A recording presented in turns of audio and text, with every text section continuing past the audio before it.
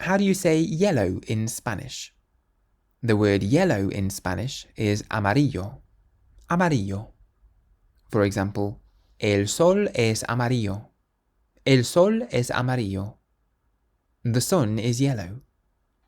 Tengo una bufanda amarilla. Tengo una bufanda amarilla. I have a yellow scarf. So as you've seen, amarillo in the feminine becomes amarilla.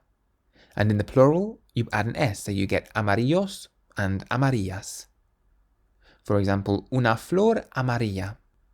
Una flor amarilla means a yellow flower.